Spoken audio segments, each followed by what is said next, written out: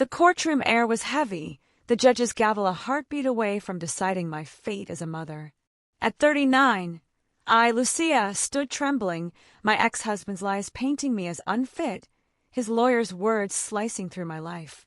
But then my son, Matteo, only 11, handed me a letter, his small hand steady, its contents a truth so raw it could change everything, or break me completely. The Albuquerque sun was relentless, its heat seeping through the courthouse windows, but inside I felt cold, as if the air itself carried the chill of loss. At 39, I, Lucia, stood at the defendant's table, my hands clasped to hide their trembling, my navy blazer too stiff for comfort. The custody hearing for my children, Matteo, 11, and Sophia, 8, was in its third week, and my ex-husband, Javier, was fighting to take them from me, his accusations a web of half-truths and outright lies. He sat across the room, his suit crisp, his face a mask of calm, while his lawyer, a sharp-eyed woman named Miss Delgado, spun a story of my instability, my neglect. The judge, a gray-haired man with tired eyes, scribbled notes, and I felt my life slipping away, my children's futures hinging on words I couldn't control. It had started 6 months ago, when Javier filed for full custody, claiming I was unfit, a mother too, overwhelmed by my job as a community health worker to care for Matteo and Sophia. The truth was messy, eh? Our divorce, 2 years prior, had been a slow unraveling, his late nights at the law firm turning into distance, then betrayal with a colleague. I'd fought for stability, moving us to a modest adobe house in Powerless, its terracotta walls a haven where I cooked sapapillas with the kids, helped with homework, braided Sophia's hair. But Javier's wealth, his connections, gave him power I couldn't match. He'd hired private investigators, twisted my long hours into neglect, even claimed I'd endangered the kids by leaving them with my sister, Anna, during a shift. Each accusation was a cut, his narrative painting me as a failure, a mother who didn't deserve her own children. Today, the courtroom was packed. Neighbors, Javier's colleagues, my sister Anna in the back, her eyes fierce with support. Matteo and Sophia weren't here. They waited in a side room, spared the hearing's venom but not its consequences. I glanced at Anna, her not a lifeline, but my inner monologue was a storm. How did we get here? Can I fight this? Javier's lies were meticulous. Doctored texts, a neighbor's vague testimony about me yelling at the kids, a photo of Sophia scraped me framed as proof of my carelessness. I'd counter with evidence, school reports, pediatrician notes, Anna's affidavit, but doubt not at me. What if they believe him? My heart whispered, fear choking the hope I'd clung to. My lawyer, Mr. Torres, a kind but overworked public defender, leaned close, his voice low. Lucia, stay calm. We'll get your chance to speak. I nodded, but Miss Delgado's voice filled the room, sharp and confident. Ms. Romero has consistently prioritized her career over her children, leaving them in unsafe conditions. Mr. Navarro offers stability, a home where they'll thrive. Her words were a blade, each one carving away my identity as a mother. I wanted to scream. I'd worked those hours to pay bills, to keep our lights on, to give Matteo and Sophia a life Javier's alimony barely touched. But the courtroom demanded silence, and I gave it, my hands gripping the table, my breath shallow. A flashback surged, vivid and raw.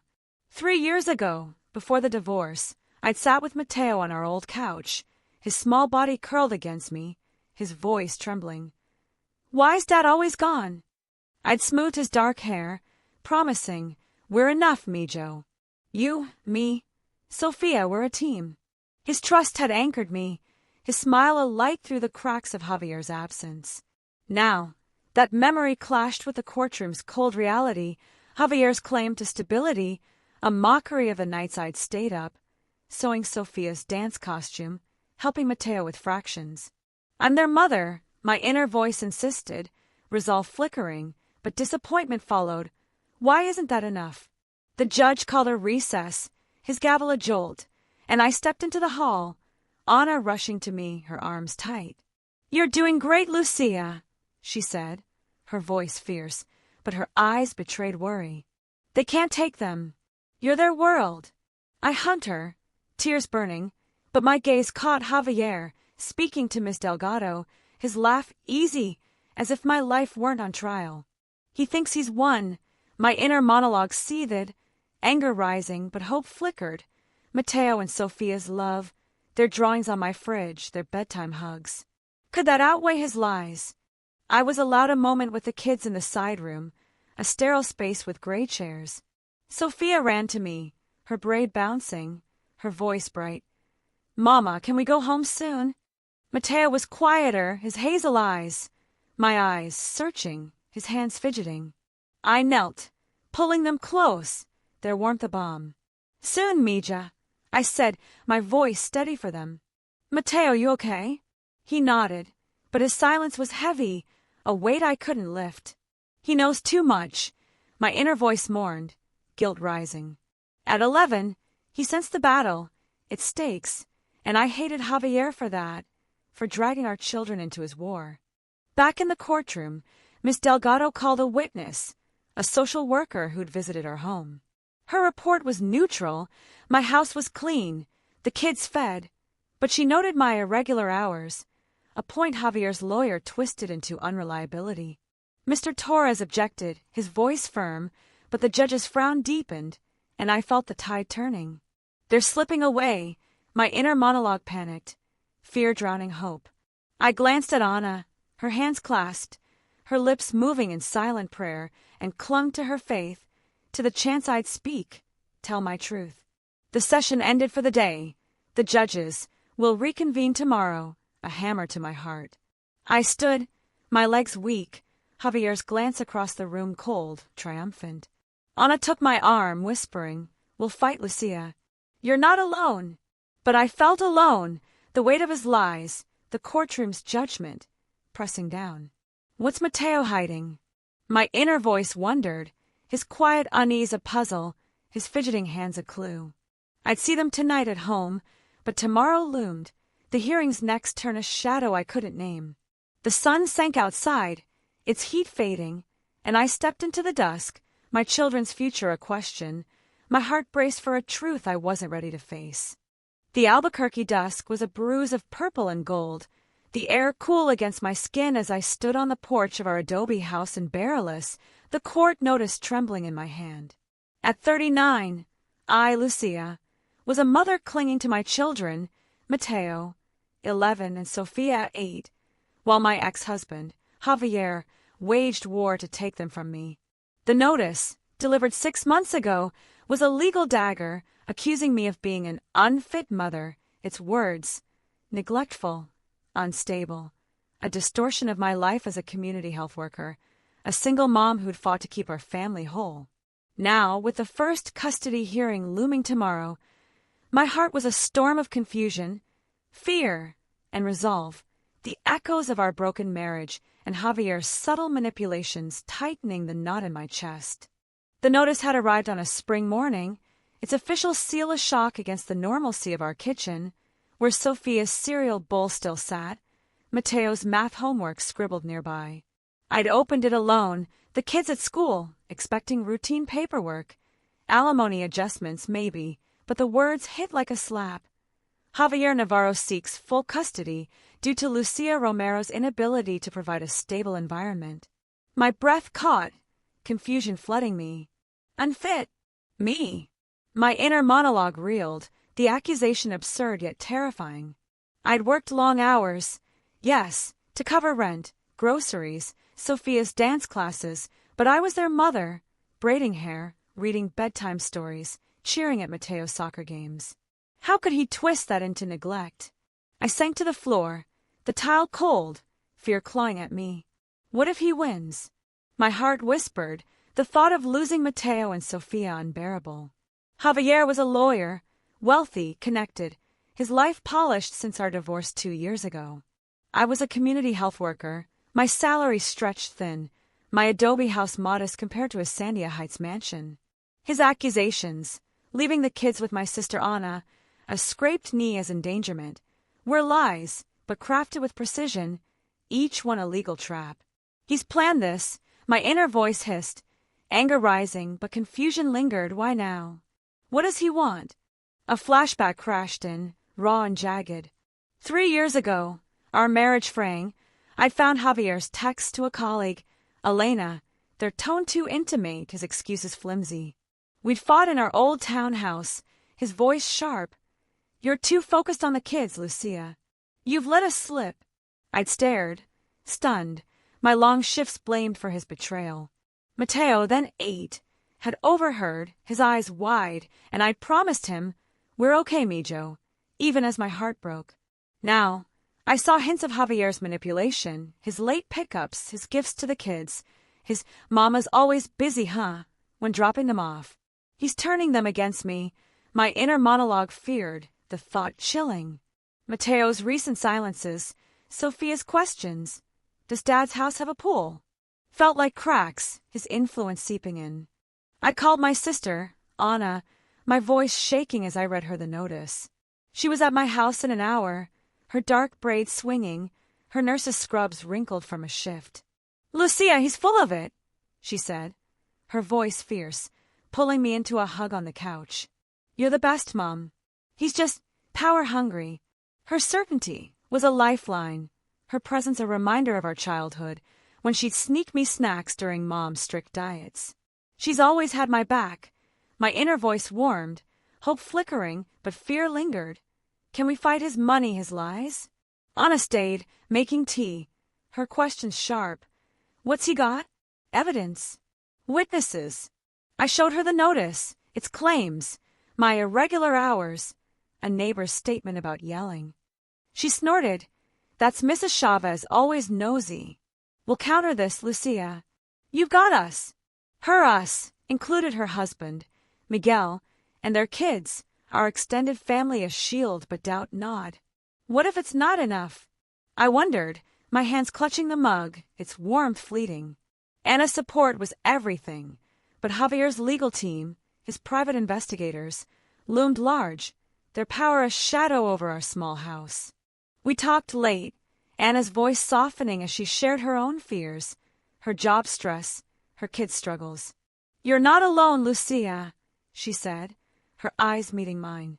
We'll get you a lawyer, fight this together. Her words sparked resolve, a fire in my chest. I won't let him take them, my inner monologue vowed, not bitter but determined. I'd been their mother through fevers, school plays, nightmares. I wouldn't let his lies erase that. But the flashback returned, Javier's voice. You've let us slip, now echoed in Mateo's quiet. Dad says he has more time for us. Is he buying their love? My heart ached, fear and resolve tangling. The kids came home, Sophia's chatter about school a brief joy, Mateo's hug tight but his eyes distant. I watched him, my inner voice probing, what's he not saying? Javier's influence was subtle. A new game console, promises of vacations, but its weight was real. At dinner, I kept things light, asking about Sophia's dance, Mateo's soccer, but my heart was elsewhere, preparing for tomorrow's hearing. Anna left, promising to be there. Her "you've got this" a mantra I clung to. After bedtime, I sat at the kitchen table, my lawyer's notes spread out. Mr. Torres, a public defender, had coached me. Tell your story, Lucia. Show them your love. I gathered evidence. School awards, photos of us baking, a letter from Sophia's teacher praising my involvement. Each item was a brick in my defense, but Javier's accusations loomed, his manipulation a fog I couldn't pierce. What's he told them? My inner monologue fretted, Mateo's silence a clue, his fidgeting hands a mystery. I wrote a statement, my pen shaking. I'm their mother, their home. No one loves them more. It felt inadequate, but it was mine, a truth to carry into court. A flashback hit, softer this time. Last summer, Mateo and I stargazing in our backyard, his voice small. Will we always be together, Mama? I'd promised. Always Mijo, my heart full. Now that promise drove me, resolve hardening. I'll fight for you, my inner voice swore, not for Javier's defeat, but for them, for us. The hearing was hours away, the courthouse a battlefield, and I was terrified, confusion over his lies, fear of losing them, resolved to stand tall. Anna's support, my evidence, my love, they were my armor, but Mateo's quiet, Sophia's trust, were my heart. I stood, the kitchen dark, the notice a shadow on the table, and braced for tomorrow, its outcome a question, its truth a weight I'd carry alone. The Albuquerque courthouse loomed under a pale morning sky, its stone facade as unyielding as the fear gripping my heart. At 39, I, Lucia, stood at the threshold of my first custody hearing, fighting to keep my children, Mateo, 11, and Sophia, 8, from my ex-husband, Javier, whose legal notice had branded me an unfit mother 6 months ago. The accusations, neglect, instability, endangerment, were lies spun from my long hours as a community health worker, twisted to steal my children. Last night, I prepared with my sister Anna's support, gathering evidence, steeling myself. But now, in the courtroom's sterile light, anxiety clawed at me, Javier's manipulations a shadow I couldn't escape. Yet a spark of hope flickered, ignited by my children's love, waiting to shift the tide. The courtroom smelled of polish and tension, its wooden benches filled with strangers and a few familiar faces. Anna, her jaw tight in the back. Javier's colleagues, their suits crisp, whispering support. I sat at the defendant's table, my navy blazer stiff, my hands clasped to hide their shaking. My lawyer, Mr. Torres, a wiry public defender with kind eyes, reviewed notes beside me, his voice low. Lucia, breathe. We'll tell your side soon. I nodded, my throat dry, but my inner monologue raced. What if they believe him? What if I lose them? The judge, Judge Harlan, a stern woman with gray streaks in her hair, took her seat, her gaze sweeping the room, and I felt exposed, my life laid bare for judgment. Javier sat across the aisle, his face calm, his dark eyes avoiding mine, his lawyer, Miss Delgado, a sleek predator in a tailored suit. The kids weren't here. Protocol kept them in a waiting room with a social worker, but their absence was a weight, their futures hanging on this moment.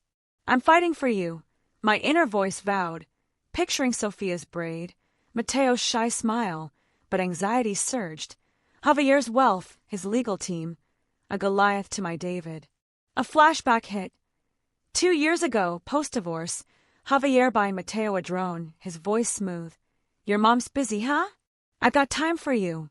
The memory stung, his subtle sway over the kids, now a legal weapon. Is he turning them against me? My heart fretted, doubt creeping in. Judge Harlan called the hearing to order, her voice clipped. We're here to determine custody for Mateo and Sofia Navarro. Miss Delgado, proceed. Miss Delgado stood, her smile sharp, her words a calculated strike. Your Honor, Mr. Navarro seeks full custody due to Ms. Romero's consistent neglect. Her erratic work hours leave the children unsupervised, often with unreliable caregivers, like her sister, Anna, who has her own demanding job. She paused, letting the words sink in, her eyes flicking to me, a challenge.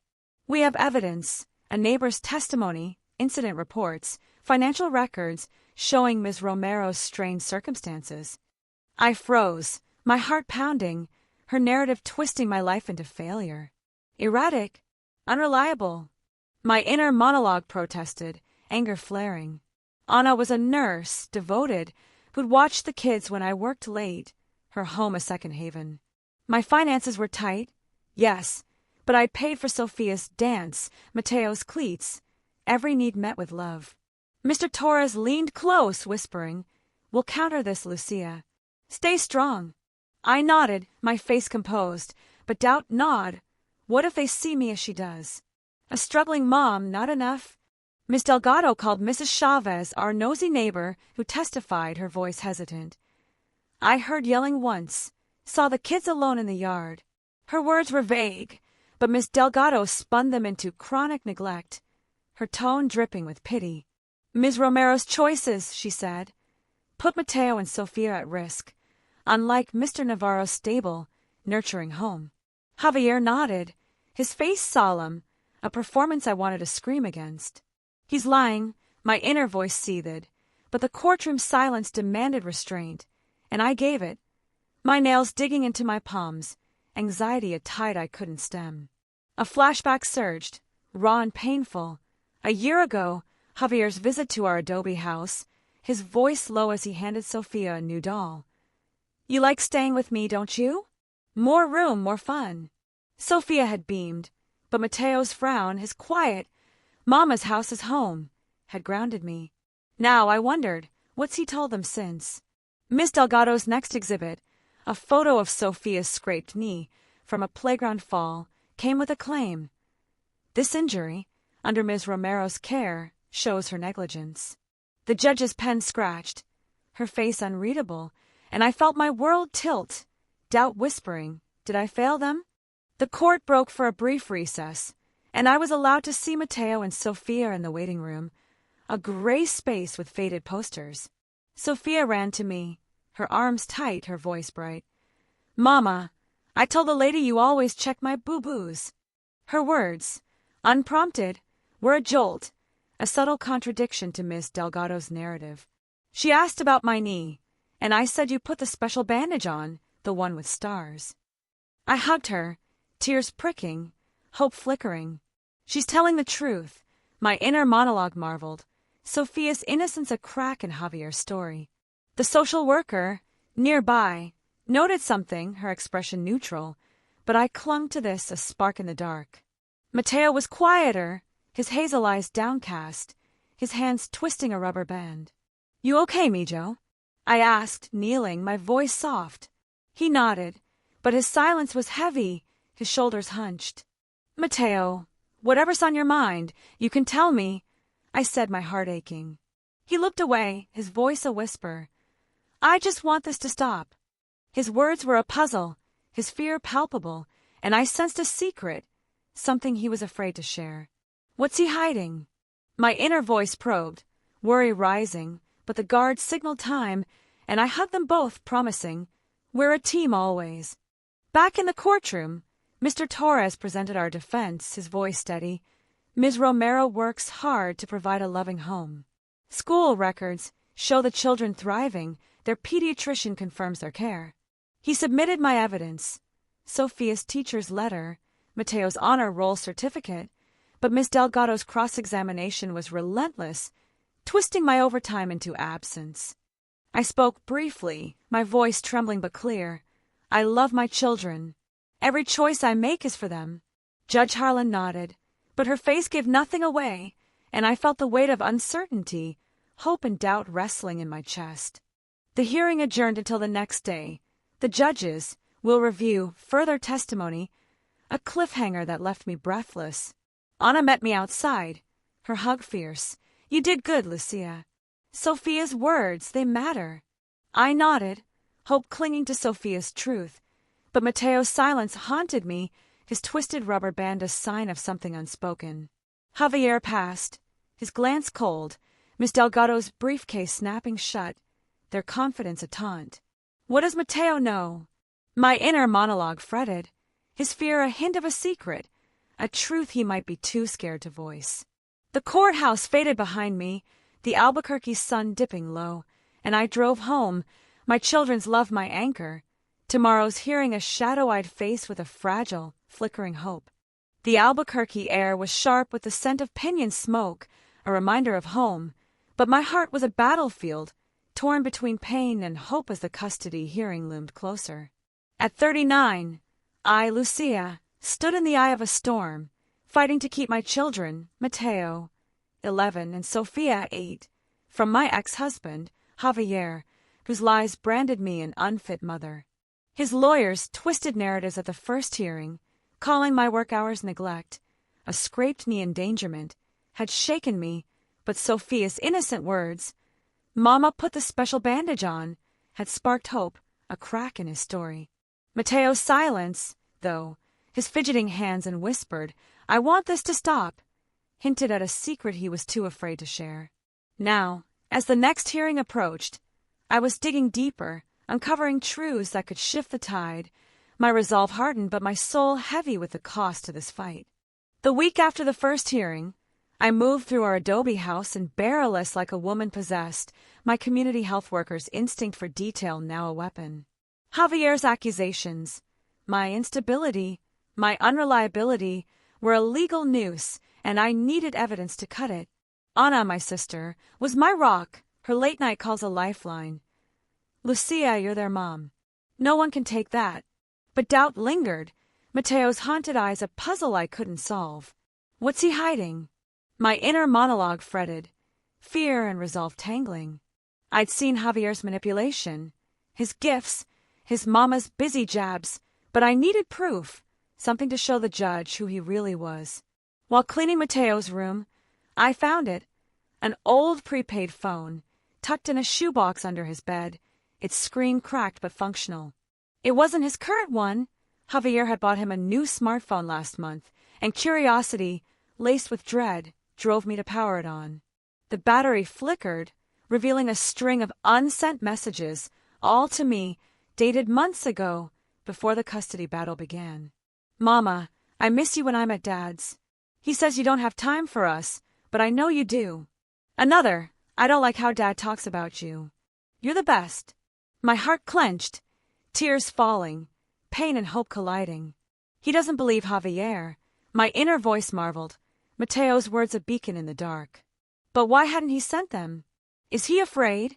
I wondered, the phone's weight a reminder of his silence, his fear a shadow I couldn't name. A flashback hit, raw and vivid. Last spring, Mateo drawing at our kitchen table, his pencil sketching a family, me, him, Sophia, no Javier. This is us, Mama, he'd said, his smile shy. I'd praised it, but now I saw the absence, his quiet rebellion against his father's pull. The phone held drawings too, photos of his sketches. Our adobe house, Sophia's dance shoes, my face smiling. Each was a love letter, proof he missed me, trusted me, despite Javier's lies. He's fighting too, my inner monologue realized, pain cutting deep, guilt rising. He shouldn't have to hide this. But hope surged, these messages a weapon I could use, a truth to counter Javier's narrative. The next day, a call came from Ms. Rivera, Mateo's school counselor, her voice discreet but urgent. Lucia, can we meet? It's about Mateo. I drove to the school, my heart pounding, the Sandia Mountains a distant blur. Ms. Rivera, a warm woman with silver-streaked hair, met me in her office, closing the door. I've noticed Mateo's been withdrawn, she said, her eyes kind but serious. He wrote an essay for class about his safe place. It's your house, Lucia. He described you cooking, reading to him. He said, Dad's house is big, but it's not home. She paused, handing me a copy, her voice lowering. He asked me not to tell his dad. I think he's scared, Lucia. I can testify if it helps. Her words were a lifeline, pain and hope intertwining. He's scared of Javier. My inner monologue reeled, the counselor's revelation confirming my fears. Mateo's essay, his unsent messages, painted a truth. He loved me, resisted his father's sway, but fear silenced him. What's Javier done to him? I wondered, anger flaring, but Ms. Rivera's offer, to speak in court, was a spark, a chance to shift the narrative. Thank you, I said, my voice trembling, clutching the essay, its words a mirror to my son's heart. I'll use this. My inner resolve hardened, not for revenge, but for them, for us. I met with Mr. Torres, my lawyer, that evening, showing him the phone, the messages, the essay. His eyes lit up, his voice firm. This is powerful, Lucia. It shows Mateo's bond with you, contradicts Javier's claims. We plan to introduce the evidence. Carefully, to protect Mateo's privacy, Ms. Rivera's testimony a bolster. It's not a guarantee, he warned, but it's a strong move. I nodded, my heart a mix of dread and determination. I'm fighting for you, Mijo, my inner voice vowed, picturing Mateo's drawings, his quiet strength. But pain lingered, the thought of his fear, his hidden messages, a wound I couldn't heal. The night before the next hearing, I sat with Mateo and Sophia, our adobe house warm with the scent of chamomile tea. Sophia chattered about a school play, but Mateo was quiet, his hazel eyes flicking to me then away. You okay, Mijo? I asked, my voice soft, my hand on his. He nodded, but his fingers clutched a folded paper, his knuckles white. "Just thinking," he said, his voice small, and I sensed it again, that secret, heavy with fear. "What's in that paper?" My inner monologue pressed, hope and worry tangling. I didn't push Anna's advice, give him time, guiding me, but my heart ached, his silence a wall I longed to breach. The morning of a hearing, the courthouse was a fortress, its halls echoing with my pulse. Anna was there, her hug fierce, whispering, "You've got this, Lucia." Javier sat with Miss Delgado, his face unreadable, his confidence a taunt. Mr. Torres reviewed our strategy. Present the messages, call Ms. Rivera, but my eyes were on Mateo, brought in briefly with Sophia, their faces pale in the waiting room's glare.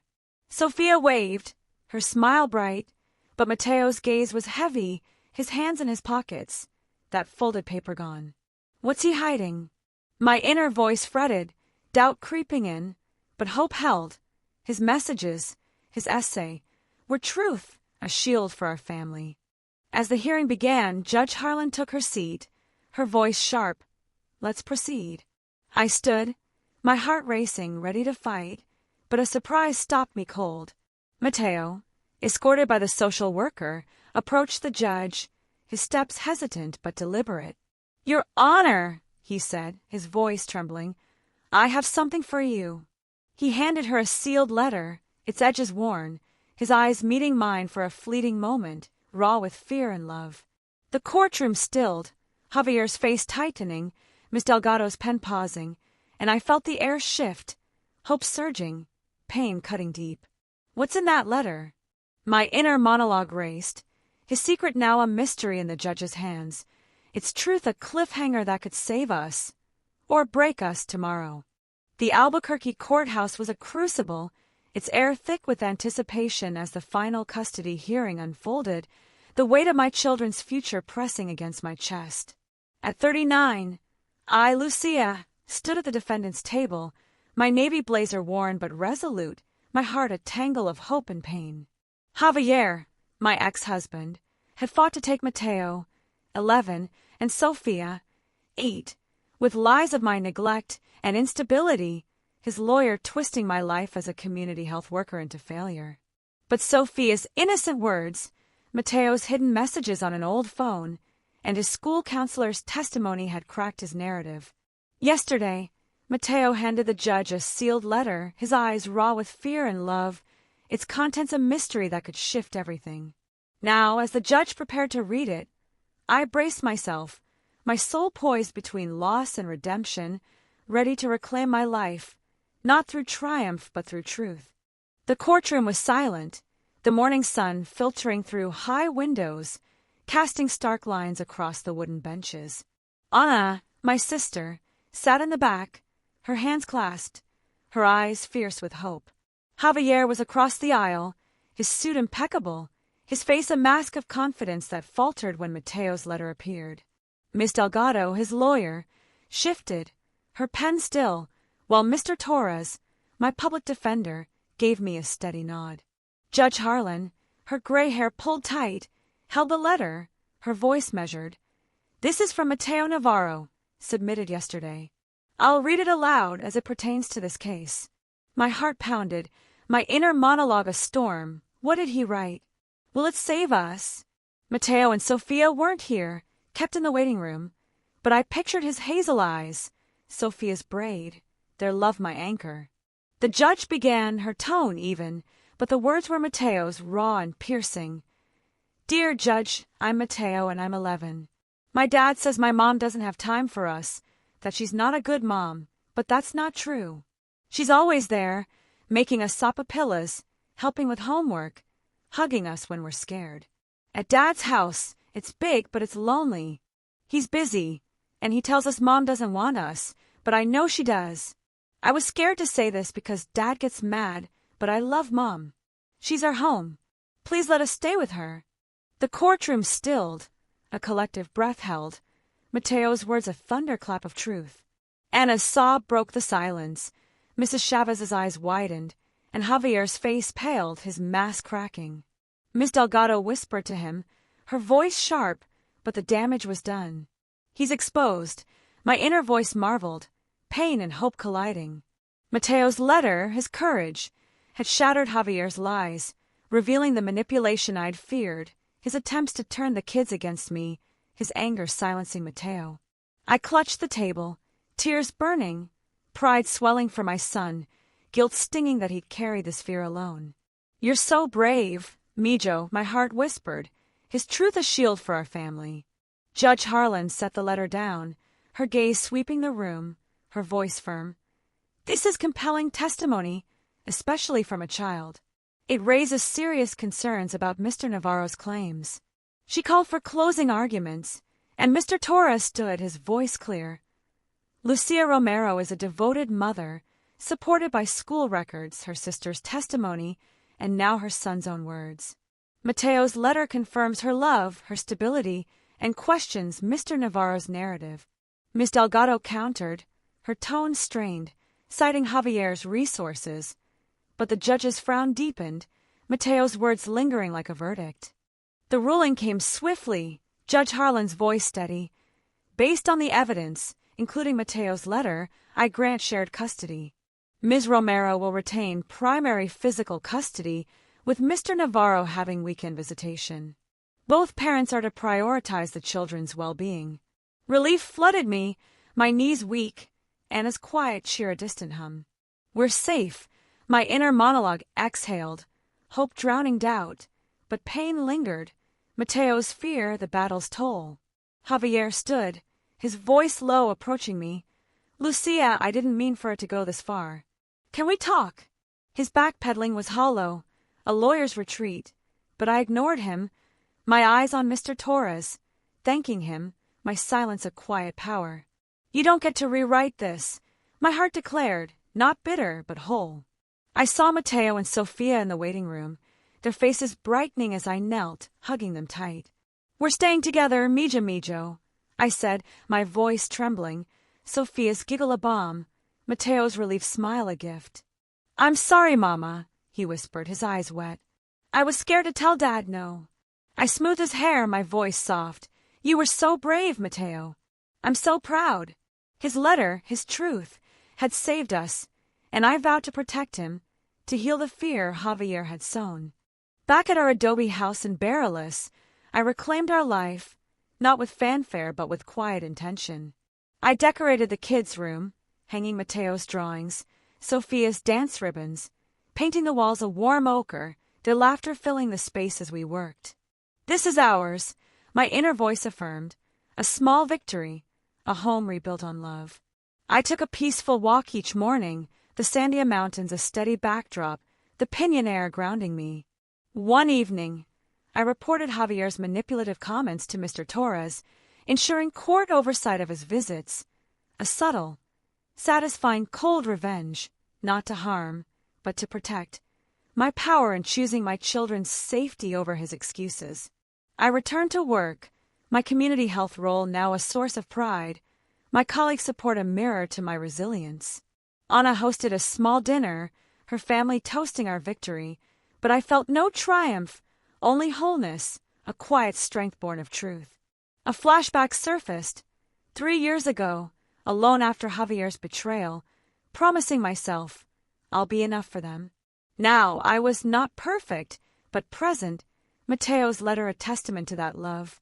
"We're a team," my inner monologue smiled, his words, "She's our home," a mantra that carried me forward. One dawn, I sat on our porch, a mug of coffee warm in my hands, the Albuquerque sky blushing pink, the terracotta walls glowing. The kids slept inside, their snores a soft rhythm, and I felt it, a message, not spoken, but lived, a truth I'd narrate if asked. Strength isn't in winning, but in standing, in loving through the pain, in holding truth when lies surround you. I wasn't triumphant. My scars, Javier's lies, Mateo's fear, still tender, but I was whole. A mother, a woman, rooted in the love that had saved us. The sun rose, its light touching the pinyon trees, a quiet symbol of resilience, and I sipped my coffee, my heart steady, my life at last my own.